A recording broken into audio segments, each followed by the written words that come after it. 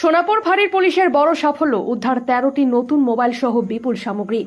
আজ সন্ধ্যায় আরটি ভ্যানে টহলদারির সময় সোনাপুর ফাঁড়ির এএসআই অভিজিৎ সরকারের তৎপরতায় বড় সাফল্য পেল সোনাপুর ফাঁড়ির পুলিশ।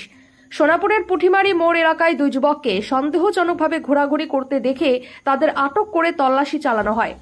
পুলিশ সূত্রে জানা গিয়েছে, তল্লাশির সময় দুই যুবকের কাছে থাকা দুটি ক্যারি ব্যাগ থেকে উদ্ধার হয় 13টি নতুন প্যাকেটবন্দি মোবাইল ফোন, 5টি চার্জার, 52টি টেম্পারড গ্লাস এবং মেরামতের জন্য রাখা 3টি মোবাইল ফোন।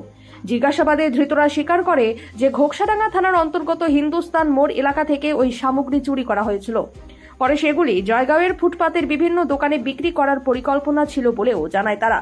ধৃতদের নাম অর্জুন সরকার, বয়স 21 বছর, পিতা নেমাই সরকার, এবং কার্তিক দে, বয়স 18 বছর, পিতা প্রয়াত অরুণ দে।